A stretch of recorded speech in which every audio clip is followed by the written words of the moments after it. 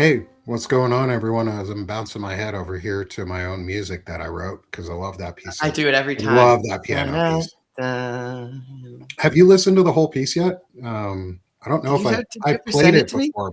I haven't released it I officially on my remember you did a Spotify. live where you played the whole thing out, and I was sitting there after just chilling. It's Maybe very I'll chill. maybe I'll let everybody chill out today at the end. Absolutely. We'll cut space talk a little short and we'll just do 12 and a half minutes, 13 minutes of listening to a piano solo piece just for the fuck of it. Absolutely. Because why not? We all need a little bit of joy in our lives. Hey, what's up? What's going on, everyone? Welcome to Banner and Backbone's Palantalk. I'm Nick Perro, joined by my good friend Shane Urich for today's discussion, episode 36. 36. We've been doing this for a while now. Yeah. And almost half, it's been over half a year now because we're well past the half year mark on Feels show numbers. part of my life. Every Monday there's It Palantalk. is. Like it's just part of the experience. You wake up every Monday. There's very few things that I have kept going as I've changed and evolved here. And Palantalk is just, it's in there. It doesn't go anywhere. It doesn't change. Doesn't do anything. I'm really thankful that we've kept this going even through some of your changes. I know you could have shelved this discussion because you're doing so much other shit on top of it, and the analytical work that you're doing and the projects that you're building and the tooling that you've created for yourself and use so that you can be an incredible analyst on here and give really good information. Like, you could have shelved this. You barely have the time to do it, and I'm really thankful that you didn't, because I like these discussions. I hope It's my our favorite friends in the discussion to chat have every love week. these discussions. And we're going to keep having them because they're really important. Yes, Because Palantalk is where we like to talk tech and no fascism. that's right. Um, Techno-fascism. and we've got a lot to talk about again. So today the episode is titled The Blockade because in roughly 32 hours, the ceasefire is set to expire between the US and Iran and Israel and Iran.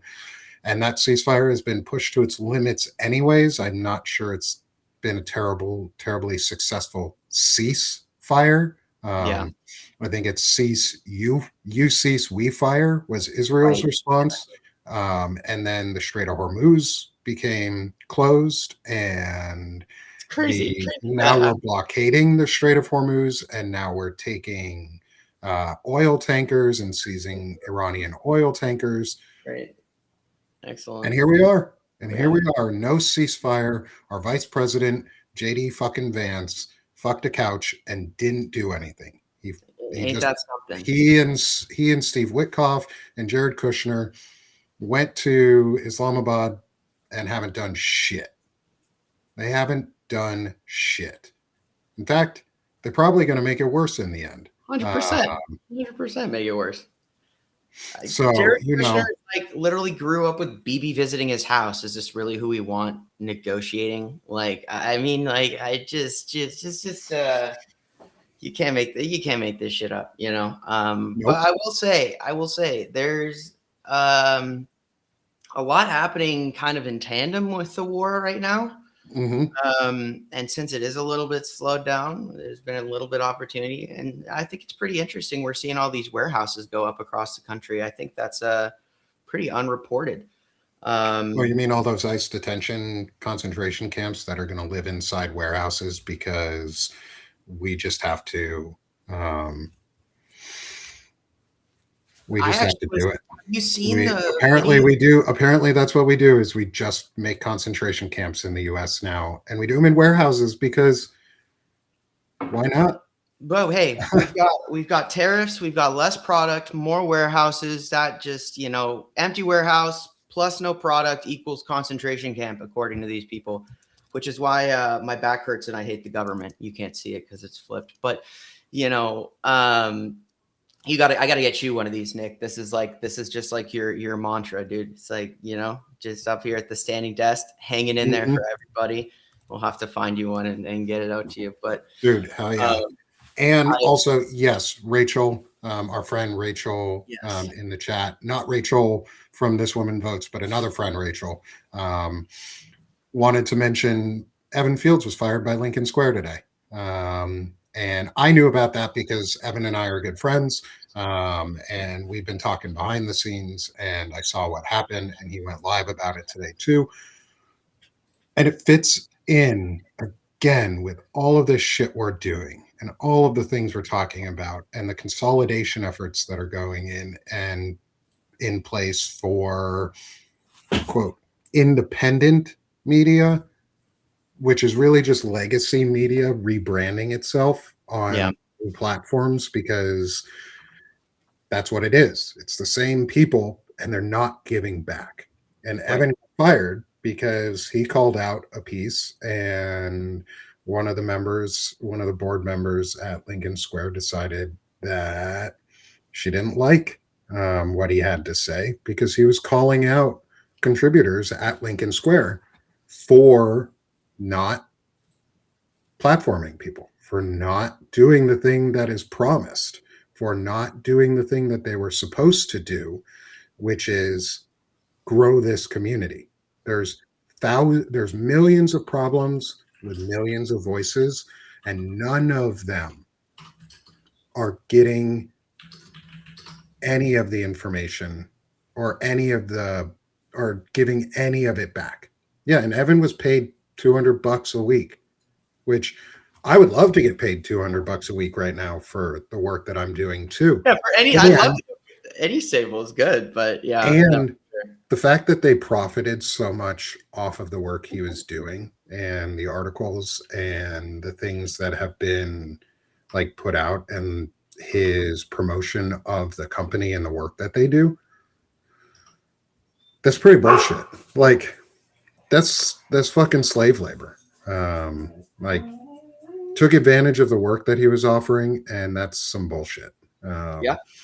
And I happily told Evan that he is welcome, and he now is a public contributor on Banner and Backbone. As he should be. As he should be. The work that he's doing is incredible. I can't pay him, unfortunately. I can't pay him. Yeah. However, he didn't ask for money from me. I'm providing a space, or hopefully a space, that he can continue growing on. He does his own really good work, and everyone should follow Evan. He's fucking incredible. Yeah. He puts out really good articles. He talks about the masculinity stuff that we're working on. He's a cultural person who's discussing the happenings and what's going on. But he also contributes to the discussion around veteran issues and public policy. He's a fucking public policy expert. Like he's a local public policy effort person too. Yeah, maybe Blue Amp will pick him up. And if you've noticed my posts from today, they've all been about calling out larger media groups for not doing anything, for not supporting the work that Evan Fields. So I'll drop his link into the chat here for people, so you can all go subscribe to him, because he deserves the subscription and he's awesome. And the work that he's doing is really important. He's put out some really good articles, and he isn't taking shit. He's now able to, and unfortunately, before he wasn't able to call out the things that he needed to all the time because he fell under rules that weren't his own, and that limited his publication. What happened was Evan called out the bullshit of the larger publications are not doing enough to give back to smaller contributors. And one of his recent articles, he listed out, took snapshots and listed out a ton of the major platforms, major people in the platforms, and was like, here are who they subscribe to. Look at how they have 0 paid subscriptions to anyone. And you know what? That's a fucking problem. And it needs to be fixed. And they're supporters of Israel. Yes. Lincoln Square supports Israel in ways that Evan does not. And Evan called that shit out. And he's happy to continue calling that shit out. And I call that shit out. And for those who don't know, I'm Jewish, and I call Israel out all the fucking time because they're committing a genocide. And you know what? Evan's free to say that here. Because Also, Israel is not Jewish people. Israel is yeah, like the derivative Israel is of like just a fucking Talmudic fascist state. Judaism.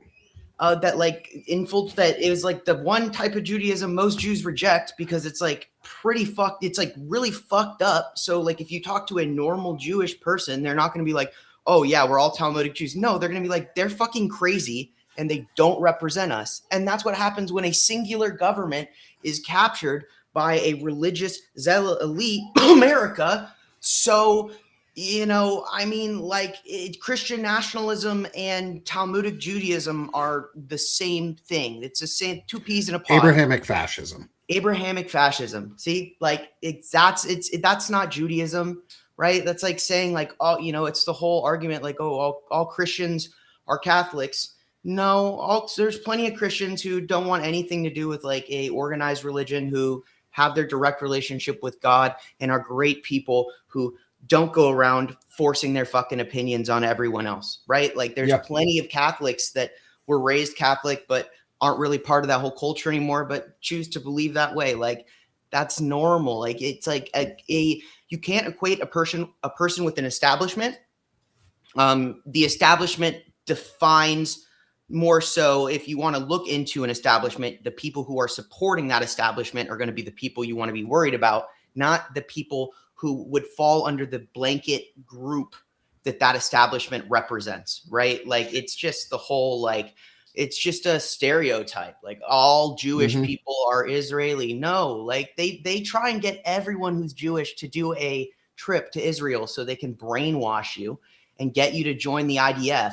They're called birthright trips too. Birthright trips, right? It's very fashy sounding.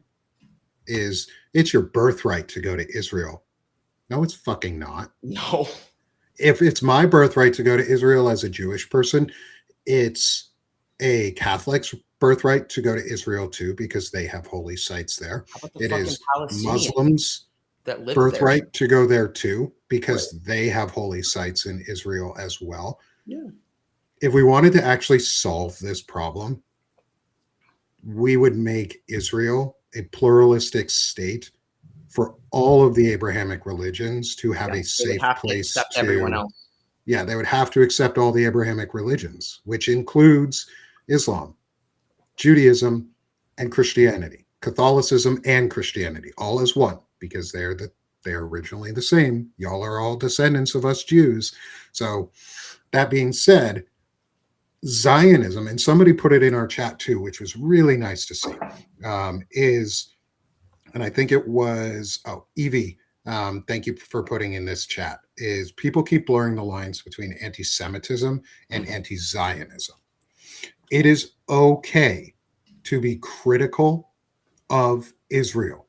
It is okay to be critical of the destruction that these ultra-Zionists are causing, and the genocide that these ultra-Zionists are causing, and the wars that they are starting and trying to push and further us into, because just like our dominionists in the US and our Christian nationalists and Abrahamic fascists who are here in the US, they want a holy war. They want to start the Armageddon so that they can have dominion over everyone. I'm anti-Zionist. I am not anti-Semitic. Yep. One, if you're anti-Semitic, first of all, let's get this straight. Semites are people from the Middle East. The Semitic groups include Muslims, include Christians from the Middle East, include Jewish people. So if you are anti-Semitic, or if you are anti-Muslim, you're anti-Semitic. If you hate on the Middle East groups, the religions themselves, I don't care about Judaism as a religion. I think it has a lot of really good practices. I think it has a lot of really good teachings. If you take them as teachings and learn from the mistakes and grow from it. However, you can't also be anti-Muslim if you are pro-Semitic. Semites. If you are a pro-Semitic person, you can't be anti-Muslim. That said, you can be anti-Zionist, you can be anti-extremist, you can be anti-nationalist, you can be anti-fascist. You have to make that distinction and be very clear about it.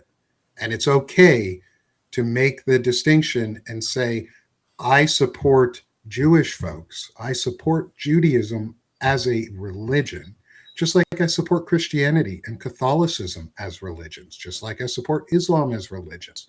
I think they all need a timeout, and I think they all need to sit their asses down and get out of the conversations. That said, I support them as religions. I don't support them as institutions and power. And being anti-Zionist just means I'm anti-genocide. I'm anti-genocide of the Palestinian people. I'm anti-genocide of the Lebanese. I'm anti-genocide of everybody. Because when I grew up and my mom taught me never again, that meant never again for any people. That means we don't genocide people either, because that turns us into the Nazis that we claim to not want to be. And I'm not a Nazi. And so fuck you. Fuck them. Fuck that. And why we're talking about this too is because we got drawn into a goddamn war in Israel, or because of Israel. We got drawn into a war into Iran, and it's going to cause, and it is causing, global ramifications that nobody is willing to stop yet. And like I said, the ceasefire ends in roughly 32 hours. Yeah. And our talks in Islamabad are in limbo. We have 3 representatives there, 2 of whom were not sworn in as official diplomats by the Senate or Congress to officially make them diplomatic representatives of the United States. Steve Witkoff and Jared Kushner. They're not true diplomats. They shouldn't be there. They have no authority. They don't even represent the United States. They have no congressional authority. I think, but Kushner doesn't. Witkoff doesn't represent the United States. He represents Russia. He is paid and owned by Russia. He is a Russian asset. He is a Russian asset. I'm not going to argue with you, but I mean, like, Kushner literally has no reason to be there. Like, technically speaking, Witkoff, and I'm being technical, I'm being very loose with this, but is he a Russian asset out for his family to just make as much crypto money as possible and help create alternative revenue chains for Russia, so they can continue a unlawful and illegal and pretty much totally unacceptable violation of international law by attempting to annex the entirety of Ukraine, which is going very poorly for them, by the way. That's really what Witkoff is all about. None of them have the ability to negotiate with a militarily within Iran that's basically currently underneath the IRGC's comprehensive iron grip of a leadership. I mean, they're totally out of their freaking depth. They have no idea what they're doing. JD Vance has no idea what he's doing. They literally said they didn't want to negotiate with Witkoff and Kushner, which is why they sent Vance, and then they sent them anyway. And if you look at the timing of the ceasefire, it just so happens, the Bush and the Boxer and a lot of these other, what I'm going to call the second wave, is set to arrive in that window. There's 2 potential outcomes that I'm kind of holding in equal measure right now. And the first is that they both agree to a unilateral extension, the ceasefire without any ceasefire, or they both or the United States fucking bombs Iran, or Israel bombs Iran, and then it all goes away. And other areas around it. Lebanon, I think, is part of it. But the thing I will say is Iran said, hey, don't bomb Lebanon. And then Israel launched Eternal Darkness, killed, last I saw, over 300 something people in like 10 minutes, wounded thousands, bombed funerals for people that they had killed already while bombing, it wasn't a military. They wiped villages that have been around for thousands of years completely off the map, literally bombed them out of existence. And Iran was basically trying to say like, oh, what exactly is like, don't do that. Don't bomb Hezbollah, right? We're going to fight you. And they kind of didn't. I mean, they really didn't. And one of the things I'm working on, first piece is about how there's a lot of interesting, Pakistan's role is very interesting here, and the Belt and Road, and how what it kind of looks like here is that you actually have a resupply going on right now for Iran from China. And I'm kind of surprised that we haven't heard much about India in all of this, with Pakistan being such a major player. Hormuz. I think it's because they don't really have a choice right now because their energy bottleneck. It's going to have big implications for India and what they want to do. And it's very beneficial to Pakistan to hold that leverage over India. Like the current leader of Pakistan is by all means a untouchable dictator. He is the unilateral force of authority across all of Pakistan. And, so the big thing about this, though, is that the infrastructure to already supply Iran with air defense systems, which is what they're surging in, is those man pads and potentially larger air defense systems as well. It is one of those things where my suspicion is Iran didn't do anything about Lebanon and kind of let Hezbollah get hammered because we have to accept that they're both depleted, right? Like there is not a world where both of them are not, at a point where they're doing serious conservation. Now, the difference is Iran has things that it had before that it hasn't used at volume that are very concerning, like their anti-ship ballistic missiles or their Shahed drones that they have barely used. Scale, right? Like, they have the capacity to launch 500 at once. They have not done so. Like that doesn't mean they can't. Doesn't mean that like they can't do any of these things. They haven't launched a coordinated, anti-ship ballistic missile salvo. Doesn't mean they can't do it. It means they're choosing not to, right? And so what's interesting about what they're surging in as these air defense systems these are the same systems that have been proven to shoot down the F-15Es, the A-10 Warthogs. These are the shoulder mounted systems. It's not an argument. I mean, like, where is Dude 44? Where are they? I don't know. Still haven't seen them. No idea where they are. Where are special forces they got out? No idea. Where are they? What I can tell you is that we do know they can shoot our shit down. And now they're getting Chinese stuff, bust in. And let's be very clear here. The assertion that Chinese tech is just all garbage because it's untested is actually really not true anymore. We saw in India, actually Pakistan using Chinese tech, and they shot down Rafale fighters with air defense systems.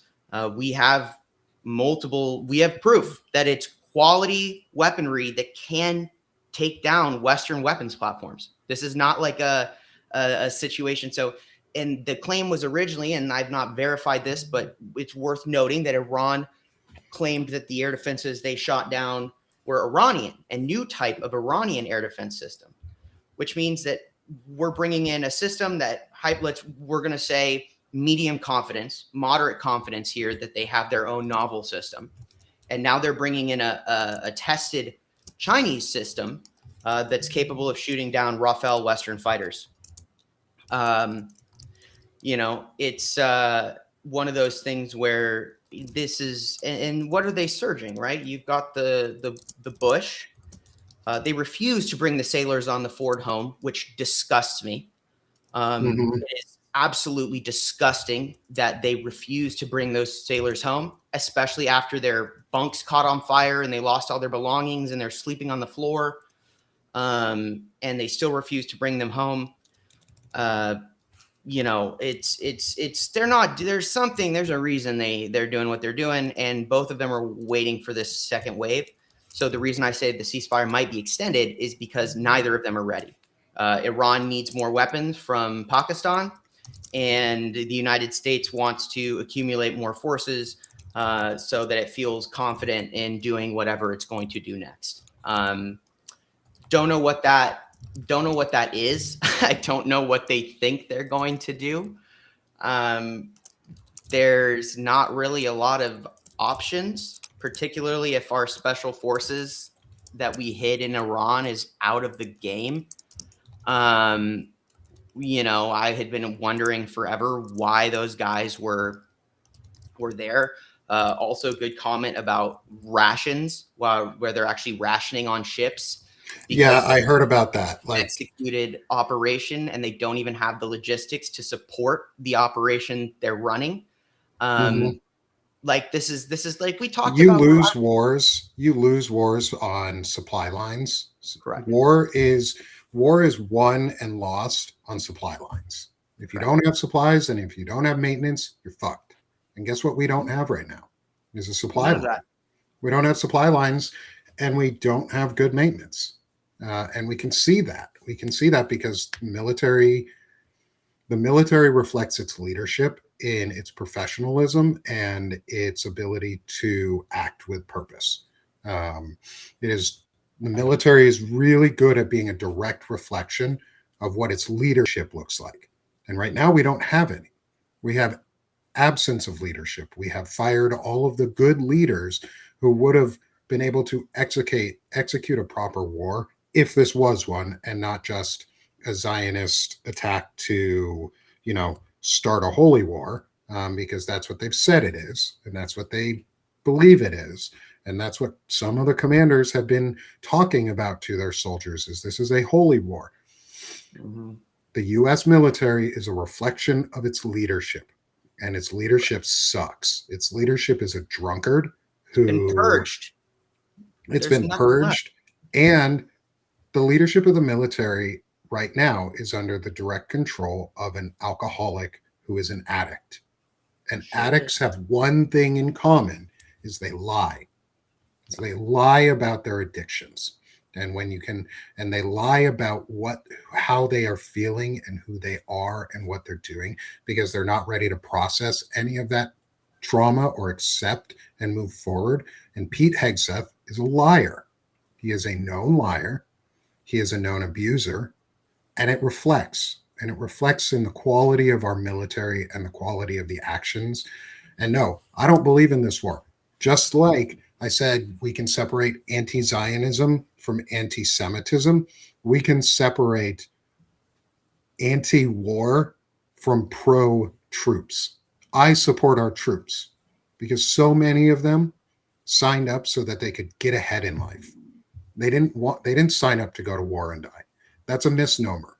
That's a mistake that everyone purposely does so that they can justify killing service members because it's just their job. No, many of those folks go so that they can get a college degree, so that they don't go to jail because their only option was military or crime. Many of those folks get pushed into it. And I support the shit out of them because they're trying to make their lives better. Literally. They are getting education. They are moving forward. They're discussing the future. They're learning. They're becoming more worldly. When you join the military, you do become more worldly. You get shoved into it. It's one of the few institutions where they'll shove a white supremacist and a black dude into the same unit and go fucking figure it out and say, figure it the fuck out. And they do. And normally it opens the eyes of that asshole because they have to figure it out, which is why I support our troops. But I don't support the assholes who are in charge. And they're going to get more of our troops killed here in 32 hours if the ceasefire does break down. More is more as like and I'm even at the point where I feel like frustrated because I feel like they're just lying about how many of our troops we've already lost, right? Like this Yes. isn't even a conversation. Like it is a conversation about how many people they will get killed, but it's also a conversation about how many people have they killed, and what are they hiding? What is the um, real number? What is the number? What is and if the Congress and the Republicans or and whoever the Democrats who are helping them block the war powers resolutions continue to do so, and that comes out, they're complicit in that as well. Because the only rational thing to do would be to take this ceasefire as an opportunity to push through a war powers resolution and stop any further bloodshed. This is the only opportunity that we're going to have before massive reignition of conflict. That it's now, right? And instead of um, pushing that through, they are protecting this, which means they are actively enabling the death of the U.S. troops. Congress is capable of forcing them to release a lot of these records. Yes. Like they can say, you need to transparently tell us what the casualty situation is. Like there's people in the government, on certain, commissions, boards, group, that their job is to the oversight committee, right? That's their job, and they've been Mhm. briefed. And they're not doing any oversight. No, there's no oversight, but where are the guys that we rescued? Please tell me. Please tell me. Tell me Mhm. something. Like, I don't believe they're alive because you can't even show me a fucking picture. You can't even give us a written statement. You can't even show us like them reunited with their family. Like, if it was such a victory, you should be parading this guy around. You should have him up on everyone's shoulder saying, we just pulled off the most historic rescue in United States history. Like, look at all of our guys. They just landed on the tarmac, in Jordan. And look at all these special operators we just got out with this pilot, like successful mission, right? Like if there was success, they would be flaunting it everywhere. Because they're not, we know that it was hardly successful at all. Mhm. And where are these special operators? Hundreds of them, and we don't have a single confirmation. Where are the planes? And You know, yes, I understand there's OPSEC, operational security is a huge deal. With active conflict and things that are going on, you have to be very, very careful about releasing where troops are, what they're doing, how many of them there are. However, when the mission is complete and it's way past the mission has been complete, we can ask those questions. And in fact, it's Congress's job to ask those questions and get answers. And guess what? We're really near that 60-day mark. You know what that 60-day mark is? That 60-day mark is the administration has to prove to the American people why we went there and has to then get authorization to continue. We have a 60-day window in the US because we decided after 9/11 to create an authoritarian system for our president to seize control of the military for 60 days without any approvals. Seize control and just do whatever the fuck they want during a 60-day window. That's not what that actually means. However, that's been what they use it as. The tool is if something happened, say a severe threat to the US actually happened, the president could respond immediately without waiting for congressional approval. That said, we need to remove that because Congress is the only body in the US that has authority to approve war, any correct. form, armed conflict, war, whatever you want to call it.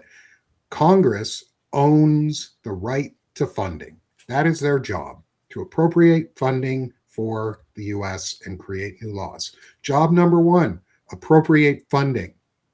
They're not doing it. And they all need to be gone. They all do. And this is, yes, this is in the context of the war stuff too, is Democrats. Hey, Democrats, I don't give a shit what you think about the war right now, how much money APAC is giving you. You better start fucking putting in war powers acts and war powers resolutions to limit what can go on. And you better find a way to get a few Republicans to join you in it. It's your fucking job. It's your job to fucking negotiate with the Republicans. I don't give a shit how fascist they are. Do your goddamn job and try. At least fucking try. And if you're not going to do that, get the fuck out. Also, if you're a pedophile or an assaulter, get the fuck out. If you take money from APAC, get the fuck out. You can resign right fucking now. They can all You have to, because if you're not willing to do your job, you need to fucking get out of the way. And I had a comment the other day around this because I talked about Rep. Ro Khanna should go onto the floor and release the names of every single person who has used the sexual assaulters defense fund, because that's what it is. Congress has a slush fund of our money that they use to defend themselves against sexual assault allegations, because they are the assaulters. That's public. That should be public record. And it should be spoken on the House floor of every single member who has ever used that for a credible assault claim. And they should be forced out right now.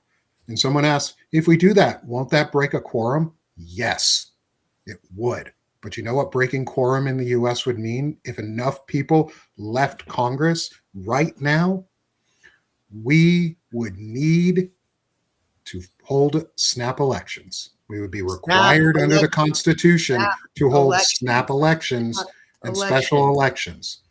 If quorum is broken in Congress, we have to elect new people. They cannot stop us, and it happens right away. So you should be pressuring your representatives if they're not doing their job. If there's credible accusations towards them of sexual assault, fucking out that shit. Talk about it. Be loud. And no, I don't give a shit about the safety of folks like Eric Swalwell, because he didn't give a shit about the safety of the woman that he raped and assaulted. He didn't give a shit about her safety. So why should I care about his? Tony Gonzalez, you too. Ruben Gallego, you too. Donald Trump, Pete Hegseth, Stephen Miller, all of you assholes, JD Vance, whose wife looks like she's being fucking abused every goddamn day, you all deserve it too. And it's coming. And this war is going to expose it. This war is exposing it. Because there's no way out. This is it. You know, that's what I was thinking about this the other day. And I said, you know, the one thing this war is going to do is it's going to, there's no amount of lying that can make the price of gas go down $1.50. There's no amount of Fox News that can take. It was like $2.50 a gallon here in Arkansas, like a couple weeks ago. It's $4 a fucking gallon right now. Try mine right now, where if I go down the street, it's like $5.90 over $5. Like some of them diesel is now like almost $6 here. I live in the fucking South, y'all. Like they're trying to make us think prices are still low.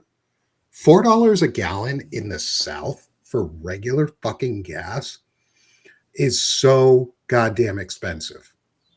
The wages in my area are so suppressed compared to places like California or Washington that $4 a gallon is probably more for a person here than $6 a gallon is per person in California. That's like what? 50% of half an hour of your work to get a gallon of gas, right? Like that's probably about what you're looking at, because federal minimum is what, 870 something, 875. It's like 7.25 an hour. Yeah, perfect. So I think it's still 7.25. I don't think it's changed since I was a kid. The last time the federal minimum wage changed was when I was in high school. I remember it changing because I got a pay raise for it, because my boss in high school paid me minimum wage, which was fine. I was a high school worker. Like I wasn't complaining. I had a job and I was making money and I could go places and do stuff and I could spend time with my friends. But I was in high school working part-time. Minimum wage is a wage that is supposed to be minimum viable for a single worker to support a household of 4. That's what the minimum wage was supposed to do. It is not a teenager's wage. The minimum wage was intended for people to live off of, to be able to have a minimum standard of living.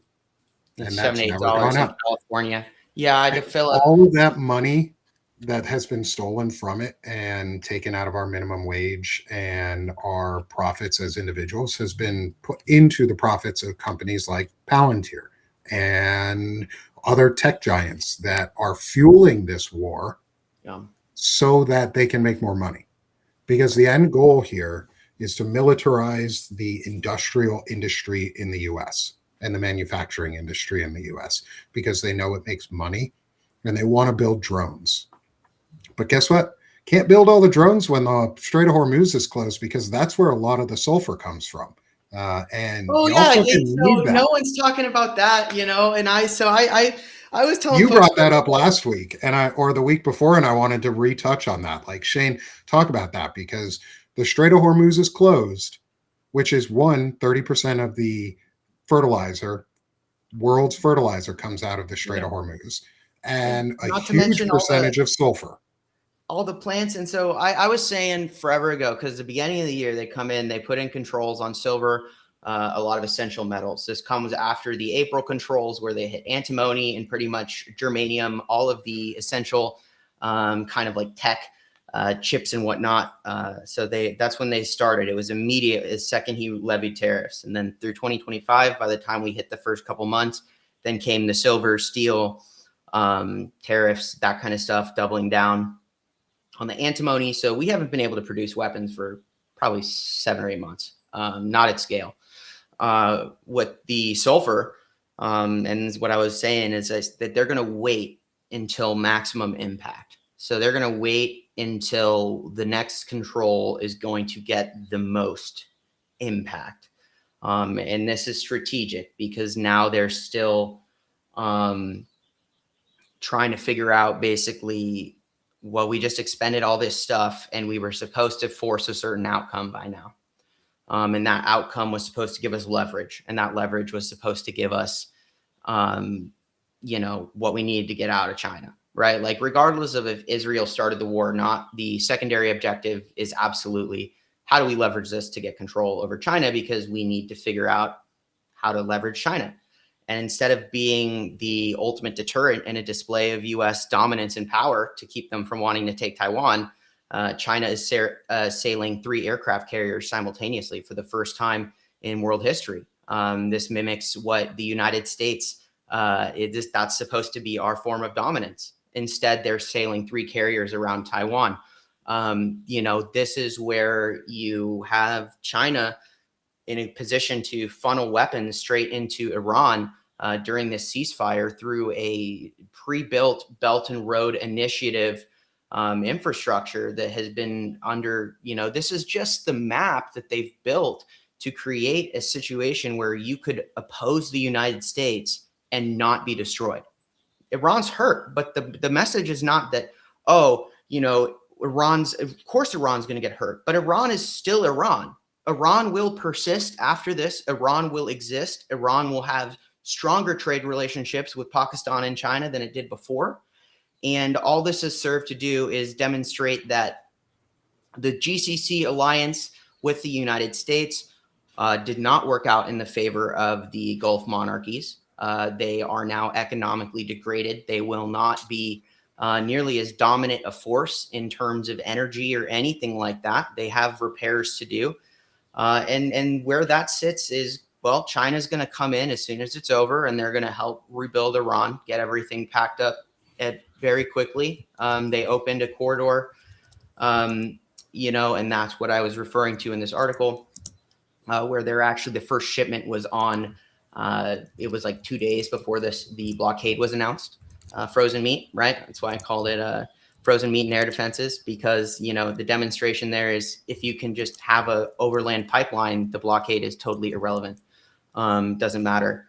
And so when you give China that leverage and then you look at the actual energy, you look at what they're doing with the sulfur, you're realizing that the United States has lost their ability to project power and even influence the region in any meaningful way. Meanwhile, China is here demonstrating that with limited support from China, just through tangential relationships, you can actually oppose the United States, and China can arm you to resist. And on top of that, when the United States is facing this particular moment, this realization that they're like, oh shit, that's when China drops the sulfur, when they're asking Congress for $500 billion, $1 trillion more dollars to rebuild air defenses and missiles.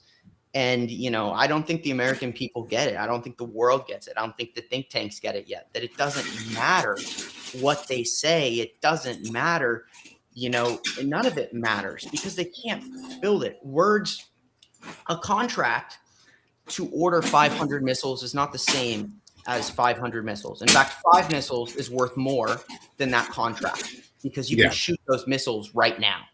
500 missiles and a $500 billion IOU is nothing.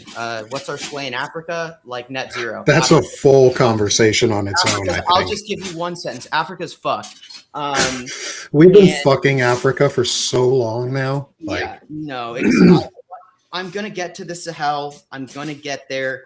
It's important we go back because this is all happening in parallel with what's happening in Iran, and what's happening in Iran has massive effects in what's happening in North Africa and across the Sahel for a ton of reasons. And so, particularly there's so many things, you can look at Ukraine and how now Ukraine and what it's been for Ukraine, the Patriot interceptor shortage, how, now Europe is adapting.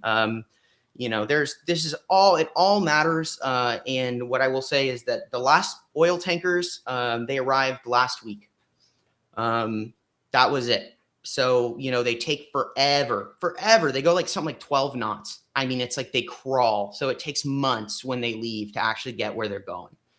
And so to build on that from the next question one of the next questions that we just got was, where's Russia in all this? Sitting behind the scenes, preparing Iran, just like China is. Correct. Most people a lot of people don't know or forget or just haven't seen it, is Iran is a Chinese surveillance police state. They have integrated a majority of their society into Chinese surveillance tools. China is very embedded into Iran and the future of Iran. And they also see the idea of blockade as a bad thing. They see both what Iran and what we are doing as a bad thing because it's destabilizing their economy too, and it's destabilizing the world's economy. Europe doesn't particularly like the blockade either. There's been very, very, very, very little NATO response outside of the US. Spain has closed airspace to US fighters and planes and military usage, which is a huge deal, which means Europe does not want what we're doing. That said, it won't stop truly until there is a unification of the world around against what we're doing. And right now it's so fractured that it's not going to happen. Is China wants this destabilization. They don't want their markets destabilized, but they want the US destabilized. So they're supporting Iran. They're giving them technology. They're in there. They're already there. They're providing the AI tooling and support for drone development. Next, Russia. Russia's feeding Iran information. Russia freely feeds Iran intel. Well, maybe not freely, but Russia feeds Iran intel, especially around what's going on. Our current president feeds Russia intel on what's going on for U.S. service members and troops and movements because he's a fucking idiot. And either he's a willing participant or he's just a unwitting spy and has been used an asset to get all our information. We know that secrets around military technology were stolen. US nuclear submarine technology secrets were stolen by Donald Trump and sold to the highest bidder. Our secrets were sold and stolen. Why do you think it's so much easier to attack US service members or hit US technology? Also, the US did the one thing that destroyed our actual power around the world. Our power isn't truly military power anymore. Yes, we have a military might that far surpasses in spending everyone else. Our true power around the world was our soft power, was our diplomatic presence, was USAID, was our ability, was our channels, our propaganda networks that went through the world and spread pro-US propaganda. Do I think we did a good job in all ways? No. We haven't talked about Venezuela in a while. We haven't talked about what the fuck's going on there because Iran has taken What's over. happening in Ecuador? We're We bombing. haven't talked about Right, South America, and that's the actually kind of the point, I think, is that they use these events so that we aren't talking about what the real threat in our area is, which is the regional or the hemispherication of North and South America into the US. That hasn't gone away. That is part of their goal. Part of the end goal is for the US to consume all of the rest of the Americas. And all of you become part of the US in some way as slave states, basically. Because we're back into empire building. We're really bad at it. We're really bad at empire building. This is not the America that took over the world. This is the America that is still riding on the coattails of the America that took over the world, but doesn't understand. It's like drinking your own Kool-Aid. Like, it's really that simple. Like, they just thought like that money is power and that nobody can stop them. It's like, it just goes to show it's the same thing with Russia. Literally, they didn't learn. Russia said, we've got the tanks, we've got the bombs, we've got all the overwhelming advantage. We're going to take Ukraine. Okay, cool. How well did that go for them? It's not over. It's been over 4 fucking years. I mean, holy shit. Like, is that really like where we're going with this? And the difference is, no, we don't share a border with Iran. No, we have to ship every fucking thing we use in the Middle East to the Middle East. We have to strip assets from other places. They're not just spending $1 billion, $600 million, $1 billion a day on this war. They're spending another, 500 billion getting everything there from all over the world. I mean, it's nonsensical. It's logistically impossible. They are going to a conflict without the supply lines and the necessary equipment to do it. I mean, are we even thinking about how the Strait of Hormuz is closed and all of our fucking ships run on diesel? Like, what's that mean? What does that mean for operational tempo, operational cost? Does every sortie for jet fuel now, how does that work, right? Because now they're going to have to be rationing that. They can't be conducting nonstop sorties because, like, what country is going to give them all the jet fuel, right? They have to buy that jet fuel from wherever they're stationing the aircraft. And with new rationing, like, that might be, yeah, we actually don't have the supply in this country to sell you all of our fucking jet fuel. So what does that mean? Like, they're creating a situation, they're creating a dynamic where they themselves are not thinking about what happens, 3 steps down the road.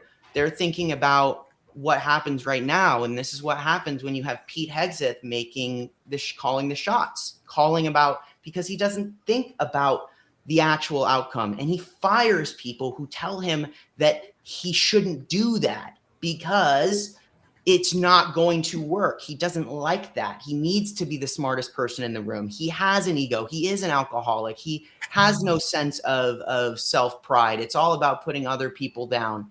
Weak men in positions of extreme authority result in this. this. That's what happens. So, for Jack, good question in the chat of how are they shipping resupply for foods, meds to troops currently in theater? They do that through various means, either across the ocean. They'll either take it on a naval vessel and do that, or they have to find a safe port of harbor to resupply at, where we would have supplies shipped into. The problem is when our allies close our ports of harbor to us and our safe ports where they can resupply, it makes it a lot harder and much more expensive. And then they have to do more tactical resupply style things, which is they fly supplies onto a ship and drop them off, which can only work for some vessels because not every vessel you can land a ship, like a helicopter on that has supplies, or a vessel that has the needed supplies. So they have to go back to a safe port of harbor for the Navy. The Army and others tend to just send that shit on planes. We use the Air Force to fly that shit over. And resupply is one of the most important things, but often most underutilized. And I don't know how much fuel we have left for those resupply missions.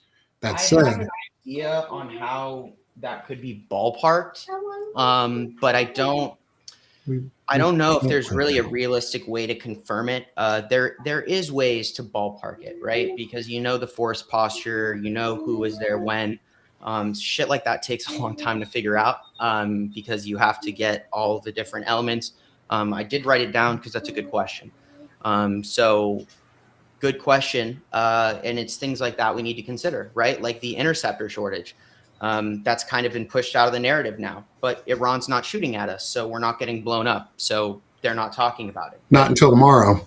Not until tomorrow. And so let's talk about that a little bit, because I want to get your thoughts. We've talked a little bit around it of what we think might happen, or a little around what we might think happened, but I want to get your thoughts on what you think might come out of this and what you think is going to be the next steps over the next, say, 32 to 48 hours. Okay.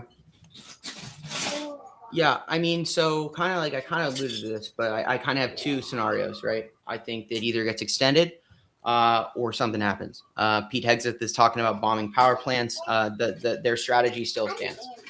They are probably going to just try and do air bombing, show force. That would be my guess. We have to consider they do have 2 MEUs, about 7,000 Marines. The question really is the 82nd Airborne. And the airborne. The question is, how do you use them safely? And there's no good answer to that. You don't. So they are kind of there, and it's like, okay, but how do you guarantee you even get that MEU and the landing craft to wherever you want to invade? Okay, say it's Karg Island. Well, tell me exactly what your plan is to do that. So, the other question is, if you actually look at what carriers they have available, they've sent everything. We keep carriers in dry dock. We rotate them. We have 11. They are not always available. They've moved everything that they can move. There is no more. Unless they start stripping really important postures, like pulling more from Japan, right? Which is what I think they would probably do, is start pulling more from Japan because, they're stupid. And Europe is, not, they're pulling some stuff from Europe, but that's to the Putin point. That's what Putin wants. He wants them to pull from Europe. But what we'll see in the U.S. Sorry to cut in real quick. What we'll see in the U.S. to answer this question on how do we resupply and fueling is we'll start seeing flights being canceled in the U.S. We'll start seeing actual airlines and airline groups canceling flights, and there will be much less flying in the U.S. because we will shift the jet fuel usage from commercial and from citizen usage and public usage to military usage. That's what we do. We shift. Yeah. We will shift our entire economy into a wartime footing, and you will stop seeing flights. You will stop seeing all sorts of things. Gas prices will continue to rise because they will need fuel. Diesel will be hit hardest in all of that because diesel is one of the largest commodities consumed by the U.S. military. All right. Sorry, Shane. No, please. I had to jump in on that one because when you got it to a good point. Yeah. And when you know something, Um, it's worth sharing, right? And I think that's good context. It gave me a thought. The way we're going to see that too is they're going to cancel flights domestically, and then we're going to see a surge of tanker flights across from the U.S. So they're going to probably start to have to pull our domestic fuel supplies and then run tanker flights, KC-135 strata tankers, probably through the UK, which is what they've been doing through the UK, off the East Coast to the UK, and then to the Middle East or carriers. There's oilers, right? Like usually carrier groups have oilers, things like that. They have resupply. It's not like they don't. The question is, where is the resupply after the resupply? And that's really like where we are, because when I say there's the second wave, there's not really another wave. There's no QRF ready wave, right? So anyone who could have gotten there within a reasonable amount of time is getting there on in about 36 hours. Okay, so when the Bush gets there, they've got new flat top, they've got the Lincoln, they've got the Ford, and they've got the Bush. So that's the force posture that we would be looking at. So the question, and 2 MEUs. So the question then becomes, what do you do with that? What is that? If that's your force posture, that's what you're going to have available to you. The question is, what do you do with that? Because you don't need to know their plan. You just need to know what their options are. And so the problem is I can no longer make judgments based on what I think would be tactically sound, which is a problem, right? Like I would never sneak all of my special operations forces deep into enemy territory without a clean exit. I would never do that. That's stupid as fuck. That's our single most valuable asset, are our special operators. They can go anywhere, do anything. And if they're good at what they do, if they're dead in the desert, hundreds of them just got freaking killed in the desert, then we got a fucking bigger problem than just Iran. That's the single biggest historical military defeat in U.S. history. To lose that kind of asset in an enemy country, that's them winning the war. In a certain sense, Iran. And I will say the ceasefire happened merely days after all of this happened. Then the ceasefire occurs, right? So it's like the hypothesis that they went to seize the uranium, they fucked up, things went really bad, and then they had to go and have a ceasefire so they could figure out the fuck they were going to do next. Like the terms, they accepted Iran's terms. They took Iran's plan. It was Iran's terms they agreed to negotiate. That is not how the United States historically works. No. You use our terms. Iran rejected the plan, and they still accepted the ceasefire, right? They're already negotiating from a position of weakness, but they were very confident merely 48 hours ago. So something happened in that window where they said, oh, fuck, we need to wait. We can't be getting bombed while the second wave comes. They agree to a 2-week ceasefire, and then Israel bombs them. So the reason I'm saying all these things, all this context is when we look at this, there's the extension because nobody's ready, right? Because they are all in agreement they're going to go back to war. No one is under any illusions at that table that they are not going to go back to war, because you don't do what they're doing and bring all that shit to the Middle East if you're not going to use it, right? Mm-hmm. Cost, you don't do that to bluff. The Tripoli was the bluff. The Lincoln was the bluff, and the bluff failed. Iran said, we're ready. And they were. So the question, we're not getting out of this war because they want it. Who's ready? That's the determination, is who's ready. Has 2 weeks been enough for Iran to get all of the things they need? Israel has, been bombing Lebanon, Hezbollah hitting proxies still, that's still an issue. Do they start firing on Israel first? That's something that's a possible option, right? Because Israel's soft. It's not the United States. They can go and attack Israel first. But who shoots first after the ceasefire? And, what I will say is this is going to be the real war. This is going to be the real war. That was the preamble, folks. Yeah, this was a prelude. This is about to be the real war. If you thought that was bad, this is what happens when you assemble an armada, a real armada, An armada with it's 3 aircraft carriers. They're assigned groups, 2 MEUs, like over a dozen destroyers at least, support ships, literal combat ships, everything. This is the real army that I had been tracking and watching for weeks, and this is the arrival window. This is where it gets real, and they're going into this weaker than they've ever been before. And so, the outcome, what do I think? I guess if I'm going to be is I'm not certain. I don't feel certain. I don't know. Is the outcome going to be quick? Is Iran setting up for what I call, my hypothesis is I call it the Viper strike in my internal, documentation. And it's that Iran is just waiting for the real package, the one it plans on blowing up. And it hasn't blown anything up. We said earlier, they could launch 500 drones if they wanted to. They haven't. There is no carrier group. There is no defensive mechanism that is going to be able to defend against, multiple waves of 500 drones paired with ballistic missiles. That's not defendable for anyone. No military can use what they have and defend against those kind of waves. It's the way it's designed. You go back to freaking the 300. Their phalanx works until enough people die from dudes throwing themselves at the shield wall and breaking through, and eventually it breaks down. Doesn't matter how strong the formation is. Doesn't matter how many years they train with that shield arm to hold the formation. The second that lucky blade gets through, the wall is weaker.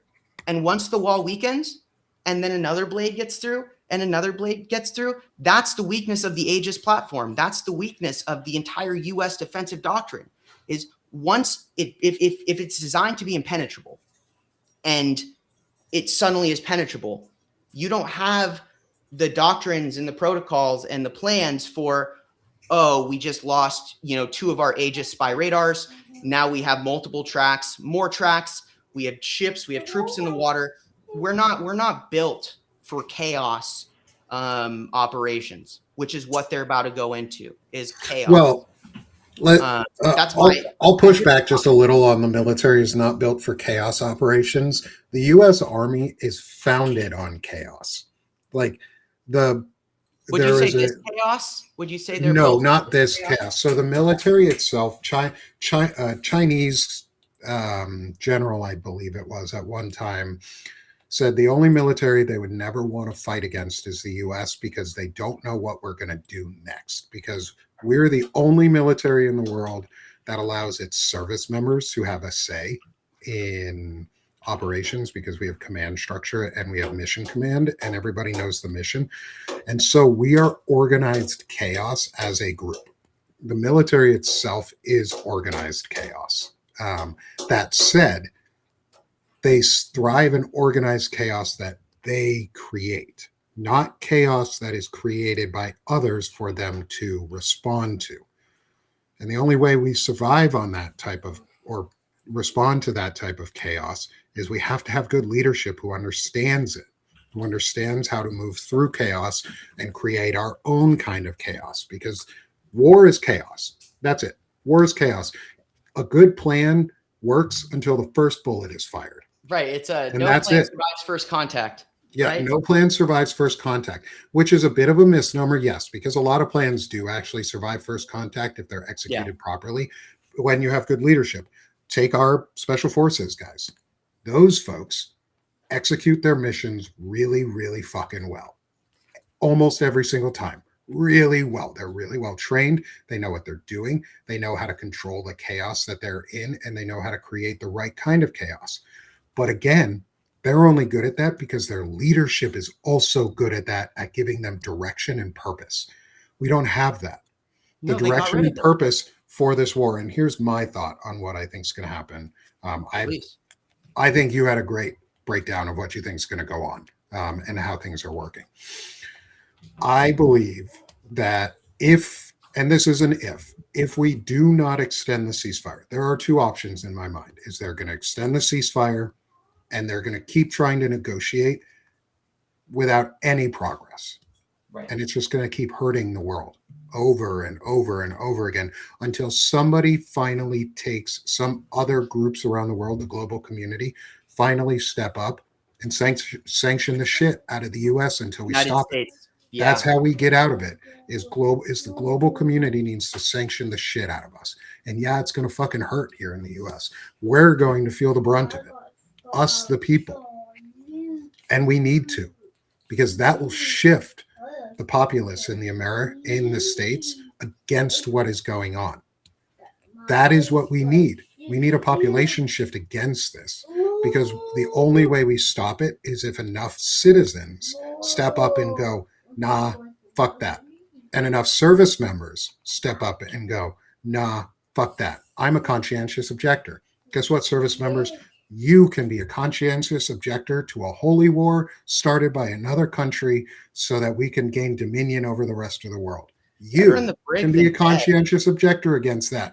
That's a real easy one to be an objector against. If you're not a Christian nationalist, you should object against this war. If you're not a Zionist, you should object against this war, because our military, the purpose of the U.S. military is to defend and protect the U.S., our shores, that's the pure our shores and our citizens. opposite. But it doesn't. What it's doing is weakening and hurting the U.S. And so what I think is going to happen is, if we continue in a ceasefire, let's say we continue in a ceasefire, something is going to happen to cause an incident where we then need to break the ceasefire. The manufactured incident will happen. We saw a woman in LA, I believe, yesterday, an Iranian American citizen, get arrested for arms trafficking. I don't know enough about the story to say if she did it or not, if she was actually trafficking arms or not. But we're going to see more of that. We're going to see more of that. Yeah, who needs to traffic arms in the U.S.? Everybody has fucking guns. America, dude. If you're saying you can literally go down to a fucking gas station and get a fucking gun in this country. Like, fuck off. Nobody traffics guns here. We all traffic them. The U.S. traffics guns to everybody else. Yeah, they could be fucking child trafficking. I don't give a shit about gun trafficking. We have enough legal guns to shoot the people who are fucking gun trafficking. Yeah, so there's going to be something that happens. There's going to be an incident. Because one, we don't have a counterintelligence unit worth a shit in the U.S. because they all got stripped away. We have no counterintelligence in the U.S. They're all doing ICE things. They're all sitting at the southern border or harassing Americans and arresting Americans and shooting Americans and taking our neighbors and taking our friends and taking our family and hurting our friends and families and making them live in fear. I know a guy who lives in fear because his wife is not an American-born citizen, and he's a good friend of mine, and he lives in fear because he's afraid his wife is going to get fucking taken and his kids are going to get taken. And you know what? I can't fucking blame him. Can't blame him. Can we lives in fear? He won't? I agree. I agree with his fear. So what I think is going to happen is we are either going to extend the ceasefire, and a manufactured event is going to happen so that we can then break the ceasefire, or we're just going to start bombing again. And that's it. We're not going to, even if we extend the ceasefire, the negotiations are not going to progress in any meaningful way, because we're still seizing ships. We're still blockading, which is an act of war, which in a definition of international law on what is an act of war, blockade is right in there. Naval blockades are an act of war. Iran has the right to defend itself because we are the aggressing force. So what's going to happen is we're probably going to commit a bunch of war crimes. Trump has said he wants to target 3,000 remaining infrastructure sites in Iran. We're talking bridges. We're talking power plants. We're talking roads. We're talking civilian infrastructure, because their loose claim is, well, it could be used to support the Iranian war effort because they can drive tanks over it. Well, guess what, guys? The U.S. interstate was built for tanks and military transportation. It was. The U.S. infrastructure, our infrastructure for interstate transit, was meant to transfer military supplies from one side of the country to the other quickly. So if they want to make that claim and someone then comes and blows up bridges in America, which is a distinct fear, we can't say shit if we had gone in and blow up all of theirs, because this is a tit for tat and it's an eye for an eye, and eventually the world goes blind. If we continue down this eye for an eye path, the world goes blind. Yeah. And it is an act of genocide to destroy all civilian infrastructure, to include water processing, sewage processing, electrical. If they target a nuclear power plant and cause a nuclear meltdown, which Israel almost did. Israel hit infrastructure right near a nuclear power plant. We're lucky they didn't have a meltdown. We're lucky that that plant did not destabilize itself. What it's also going to do is what I think is going to happen, assuming we do bomb, again, is every Gulf state is going to get attacked. Every single Gulf state, immediately, every single Gulf state is going to be attacked. If we attack civilian infrastructure in the way that the president or the dickhead in charge and Keg's Breath are trying to do, they will bomb and attack every Gulf ally. And we will then get pushed out of the region. All of our allies will leave us. Correct. All of our Middle Eastern allies will leave us. They'll force us out, because at some point, US soft power in the Middle East. Kuwait at some point is going to go, I'm tired of being fucking blown up. We're right next to Iran. We don't like this anymore. Get the fuck out. Saudi Arabia, same thing. It's all going to come to a collapse. Is that a bad thing that we have to leave the Middle East? Financially, probably not, because then maybe we could actually have money in the US and actually spend it on us, but they're not going to do that until we force change. All it's going to do is it's going to cause death. The next steps are death. There is no good outcome from this. Like, there's no positive outcome at this point from this war. We are in a worse position than we were. We are not going to get them to de-escalate their uranium enrichment plans or nuclear drive. We're going to make them want to do more of it. We have hardened civilians against us, and for every one civilian you kill in war, you radicalize 2 people. Mm-hmm. And we bombed 150 girls in a school. We radicalized at least 300 people from that, at minimum. Yeah, and they're little girls. 300 people. That's their dad, their mom. Let's at least triple that. Yeah, like we're talking, let's say 1,000 at minimum is what we radicalized from that event. And those are people that want to go every single one of those families. Join. Those people are fucking.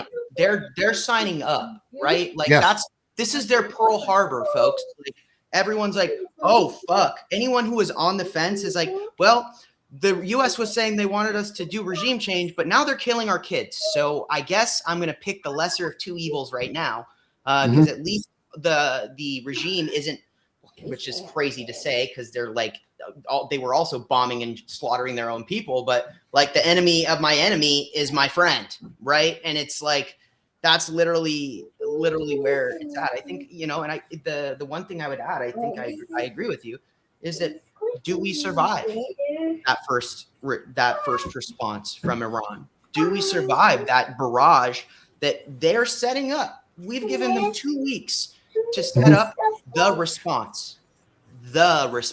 If we're preparing for a big statement, they're also preparing for a big statement.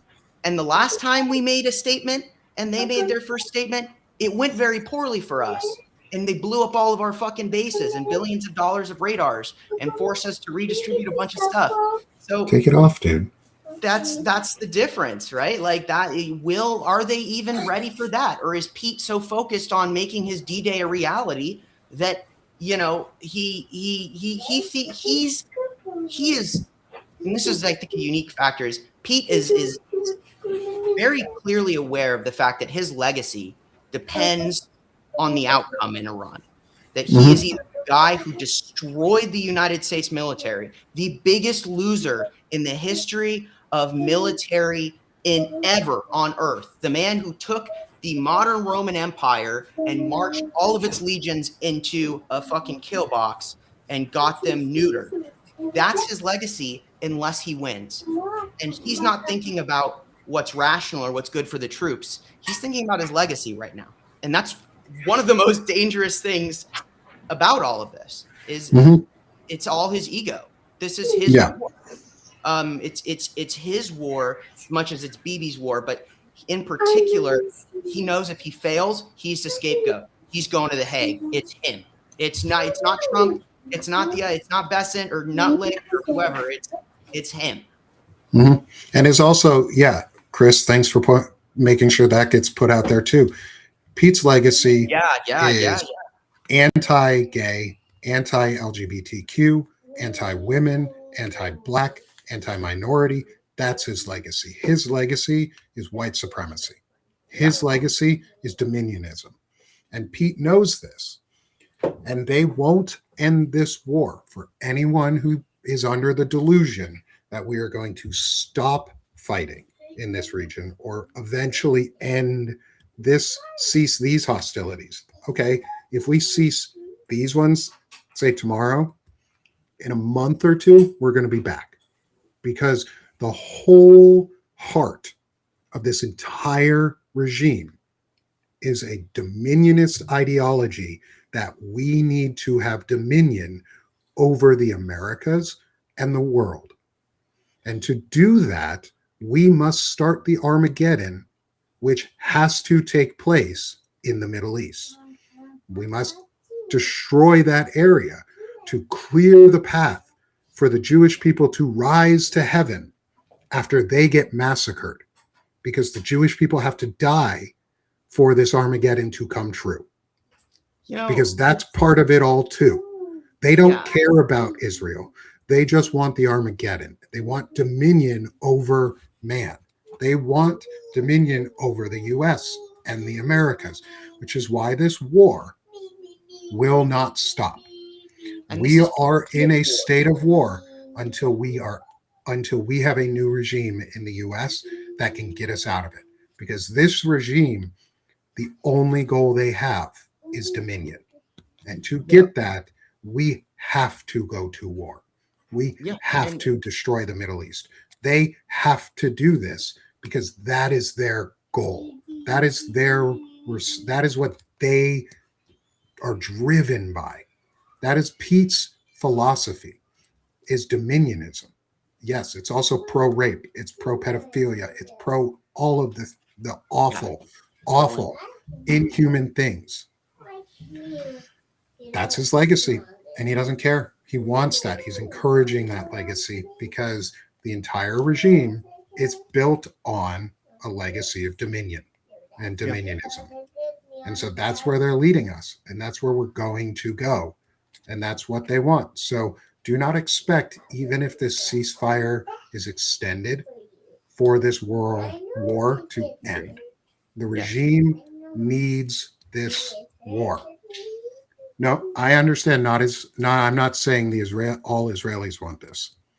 I'm saying Israelis need to be dead for dominionism to happen, because they must clear the land of the other people. They cannot have dominion over the world if the Jewish people are still there. Yeah. Well, that's what they want. So don't get any delusions that this war is ending soon. Even if it pauses, we're there for a long time. We're there. We may even be there for another 20 fucking years. We're there for a long time, or we're not there. To be clear, we're either there for a long time or we're decisively defeated. To be clear, and I lean towards decisive defeat because there's no strategic leadership. There's no preservation instinct here. And I will say this. I will say the second that There is a aircraft carrier on fire, and there's videos from every single perspective of every single Gulf state in the Strait of Hormuz. Or worse, there's videos of sailors in the water and Marines in the water, and multiple drone strikes. Then the war is over, because that's when they don't. Well, There's that is when the American people have the choice to unite, correct, to bring us out of there. Because once You're right. once a ship is hit, assuming a ship gets hit, once that happens, we have a choice as the American populace to force our representatives and our senators to do two things. We either leave and end it, because we can unite around that. It's easy. I support our troops. I don't want them to die. Get them the fuck out of harm's way. Done. The other option is the American people will unite in a way that is decisively xenophobic and nationalistic, which is honestly the more likely option, unfortunately, is that will then drag us into that forever war. And that's what they want, because that makes profit for Palantir. That makes profit for Ubiquity. That makes profit for these companies that profit off of war. That's what they want. They want war profit. They want this because they know they want to be the next Halliburton. They want to make Halliburton and what Dick Cheney did look like a fucking footnote in history about stealing of money and about profiting off of war. They want to make BlackRock look like a fucking footnote too. They want to make groups like that look tiny because they want more. And eventually, when something disastrous does happen, there will be a response in America. And unfortunately, I think the more likely option is that white supremacists and nationalists will scream the loudest and will push us further. And it will destabilize us more, because it won't unify us in the way that 9/11 did, when people were like, oh, we got attacked. We need to unify. And we did the wrong things when we went to war. We did the wrong things in our response. A lot of us suffer from it. A lot of us still suffer from it. There's one last thing I think that, as we're talking about this, that I want to point out to people. It's one thing to want a certain outcome. It's another thing to have the economy, the military industrial complex, the resources, the trade leverage to actually have a wartime economy. Those are two separate things. You can want a wartime economy. You can want to go to war and have all these people and draft all your people and make a bunch of machines and fly them all over. You can want that. It's another thing to be able to actually do it. Like both of our hospital ships are in dry dock. So what happens? Where are they gonna take the sailors that are in the water? Are they gonna get them to an airbase and fly them out? Oh wait, they can't, because Iran is also simultaneously bombing all of the fucking bases at the same time this is happening. Oh, what do you do? Like, it's one thing for them to sink a ship and us to feel like we can do something back. It's another thing to see our most powerful elements decisively handled result in a mass casualty event, and for us to be like, yeah, no more of that shit. We don't need that. If we can't win, we can't fucking win. And if you guys can't fucking lead us to victory, we don't want that shit. You want to draft us? Who are you going to draft? You're going to try and fucking draft young people. We're fucking lighting warehouses on fire right now. We're burning shit to the ground. We're not here to fucking be drafted. We're not here for that shit. The old white nationalists, they can sign up, but the people they send to fight, we're not fucking down. It's all narrative. It's all, I don't believe they can do it. I don't believe for a second they can do it. They don't have the resources. They don't have the know-how. They don't have they're already degraded militarily. We don't have fucking, we don't even have two active hospital ships. They're both in dry dock. We're decommissioning our Navy faster than we're replacing it. We are literally going through the Soviet aging military process, except this is the exact same thing. There is it's one thing to have everyone say, fuck Iran, we're going there. It's another thing to say, well, what are you going to send them with? Who are you what ship? What plane? What base are they going to go to? You tell me. And if you can do it, that's a discussion. But the thing is that they've burned all their bridges. They burned their bridges. This is it. This is seriously it. Unless they do a full draft and mobilize, but they can't do this again. It's not possible. It's just not possible. Our Tomahawk reserves are critical. Our Tomahawks, not just our interceptors. The Pentagon is leaky as hell right now. And it's good that it's leaky as hell.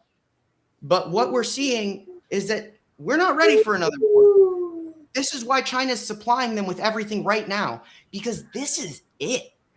If they get us to use it all here, Taiwan is a done deal. The Iran war ends in Taiwan. I want to be very clear about this. The Iran war ends in Taiwan.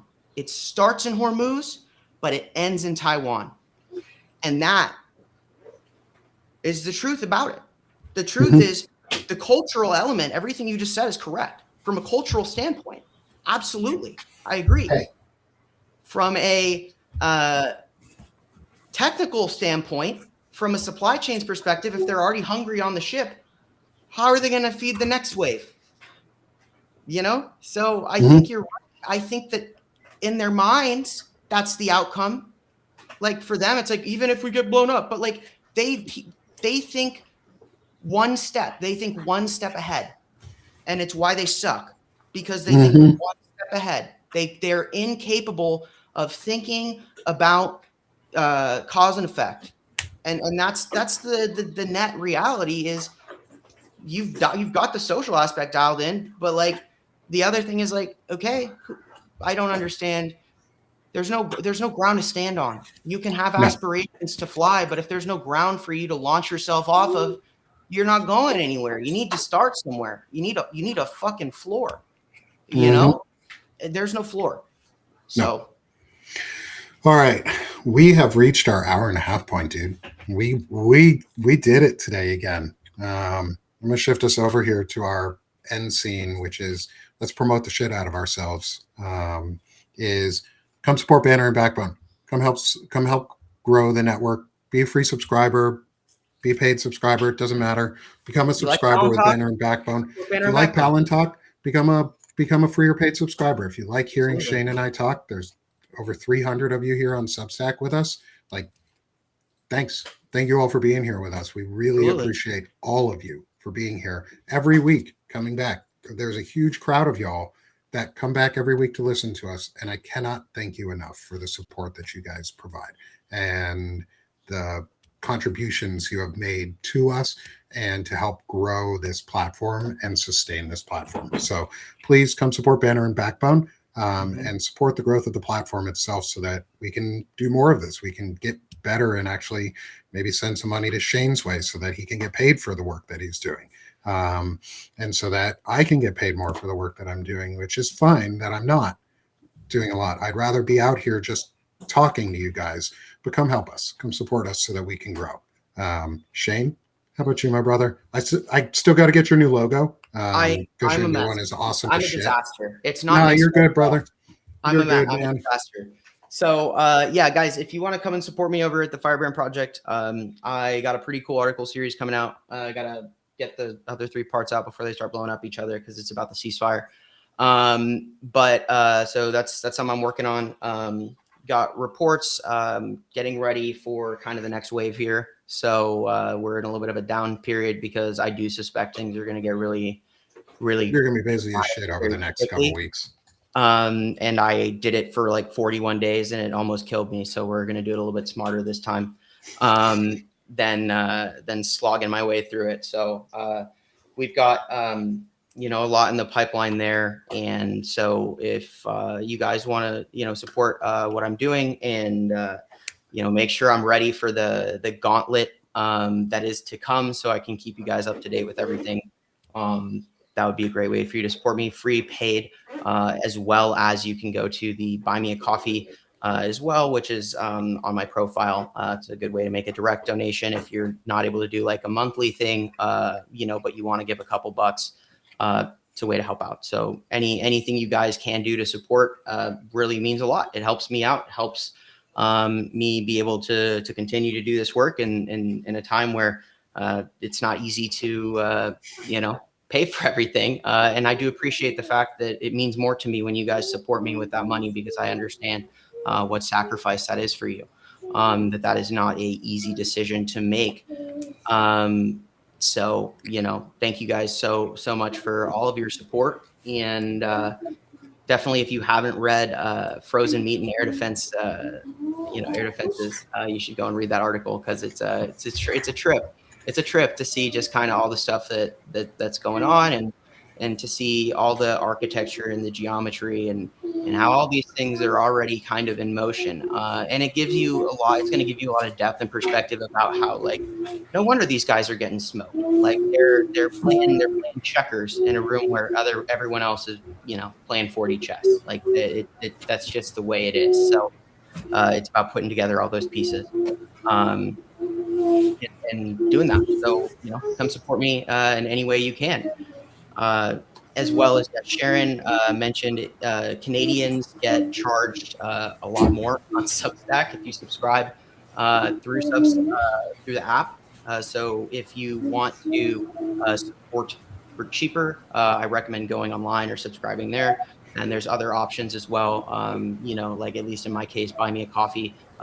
They take less of that. So if you wanted to, if you're doing one way or the other, that's an option for you as well. And of course, it always, all those options exist in conjunction. So you can support whatever way works for you, or across multiple ways. But talking about support, we got to talk about Nick here. We got to talk about what Nick does. And it's like every week I say the same thing.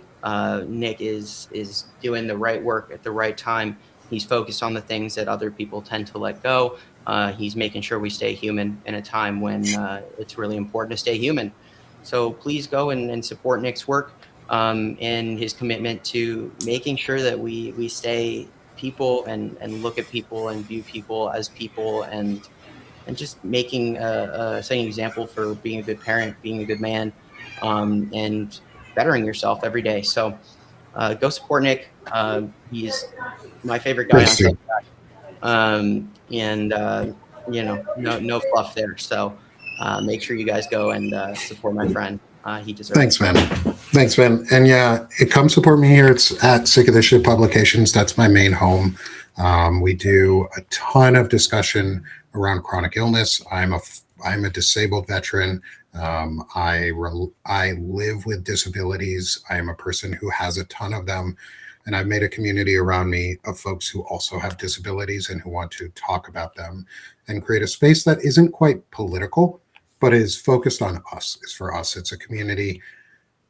And I don't focus directly on the politics, because politics are downstream from culture, and we need to fix the culture. And part of that is talking about disabilities, talking about mental health, and talking about masculinity and better humaning. And right now, there's a lot of really bad humaning out there, especially among men. There's really, really bad examples. We had the Online Rape Academy exposed last week. We are discussing folks like Eric Swalwell and Tony Gonzalez and Ruben Gallego and other members of Congress who are now under direct spotlight, and should be, and have folks like TMZ now out there fucking running celebrity style interviews of them, because that's what they want to act like. So that's what they get treated like. And I give a space for men to learn. And I'm also calling out the larger platforms for their lack of support and lack of care towards us. For folks like our friend Evan Fields, who just lost his role at Lincoln Square because he spoke out and had integrity and was calling out the bullshit of corporate groups pulling the ladder up behind them, and the life rafts, and the life vests, and all of the other shit, so that we can't do anything. And he called it out. His latest article is a list of screenshots. Like I said, it's fucking incredible. He comes on my Diogenes Club. He's one of my best friends on here. Like, he comes on to we have a men's show every Thursday that he's a big part of. Y'all, we're going to have a show this week. Diogenes Club on Sick of This Shit Publications is going to have a show this week because what happened to Evan. And you know what? We need that. We need those spaces. And the support that you guys provide, not only on the Substack side, because that's my main platform where I get financial contributions from. If you can be a paid subscriber, that's incredibly great. I do have subscriber discounts in my show notes. So all of our other shows that are on Sick of the Shit publications have coupons for discounts. If you cannot pay the full $5 a month, that's fine. Get one of the discounts. Whatever helps, whatever you can do really does help a lot. This pays my bills and it feeds my family, and it lets me build the cool ass tooling that I'm working on in the background with friends like Courtney, so that we have a web page, 2 web pages, in fact. We have Broadbanner. We have www.broadbanner.com. We have pages.broadbanner.com, because we're working on influencing the AI models, but we're also building a community calendar and network support tool for folks to be able to integrate their shows into and have a community schedule and be able to manage their shows in really simple and easy ways without having to do a bunch of extra shit. You guys help support that. The money you guys provide a lot of it goes directly back into the work that I'm doing so that I can continue to build this and continue to make everything better for all of us. So I appreciate all of you. Please, if you can, become a paid subscriber. If you can't, free subscribers help. Like, share, restack, do all the things. They are really important because they make a difference for us. And then again, I'll go back to it. It's support Banner and Backbone however you can. Support Banner and Backbone. Free, paid, like, share, restack, send these things to your friends. That's really what matters, is to get the message out. So thank you all for an incredible day, for incredible show today. Thanks to all the almost 375 of you that are here with us right now on Substack. Y'all are incredible. We'll be back next week for another Banner and Backbone's Palantalk, because this is Palantalk, where we like tech. No fascism. There we go. We're getting it. Have a great one, y'all. Yeah, Enjoy the rest of your Monday, and we'll see y'all next week. Bye, everybody. Take care.